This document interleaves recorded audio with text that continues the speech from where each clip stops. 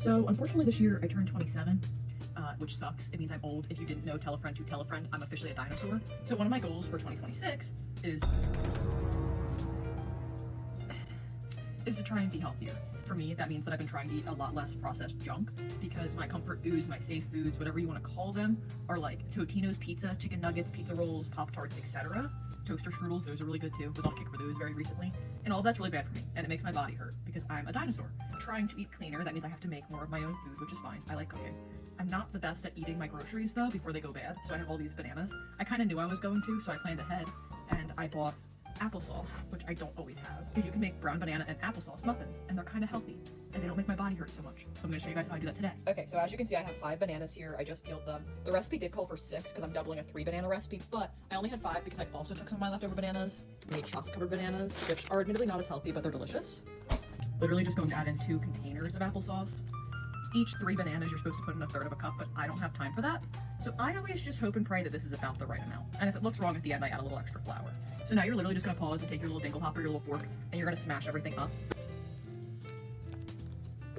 Okay, so now that we have this like baby food, old person feed looking goop, we're just gonna add 2 eggs to this. If you're making a single batch, you'll just add 1 egg. Okay, so every recipe is gonna tell you to do your dry ingredients on the side and to add your salt with your dry ingredients. I'm not wasting up all of that, so I always add my salt in to just my wet ingredients because it just mixes in pretty well. I like a lot of salt. Also, this thing is broken, so I have to just that'll be enough salt, force salt out of it because I don't have batteries for it.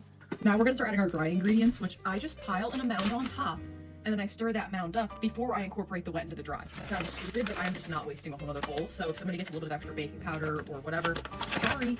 We're gonna do 3 cups of flour because this is a double batch. If you're doing a single batch, you're just gonna do a cup and a half. A half. My great grandmother, her shoe size was like a 9.5, but she would always say 9.5. Was not British. Told me it was from Delco. And alright, y'all, this is Lazy Son of a Bitch coming at you live. I got a quality piece of equipment right here. Y'all listen to this. And let me just run around for you. Oh, bye. And we're gonna make some muffins. And once you're done, it should look something like this pile of dog throw up. Now, I found through my years of experience and experimentation that a 1/4 cup is just about the perfect amount of batter to pour into these muffin tins here, because they're gonna raise a tiny bit, and we want to give them room for that. I'm also just a cheap ass, and I like getting a lot of muffins, so you probably could add more than a 1/4 cup, but I'm not. And that's literally it. They just go in the oven for like 18 minutes, and then they pop right out their tins, and they're delicious. And they're healthy. For me, they're healthy. It's not a Totino's pizza. I'm growing, mama. Honestly, the worst part about making them, or the hardest part, is that now you have dishes to do. And they're yucky, sticky ones that make me want to... I mean, I don't mean to toot my own horn, but... Toot toot! Don't those look so yummy and incredible? Ugh.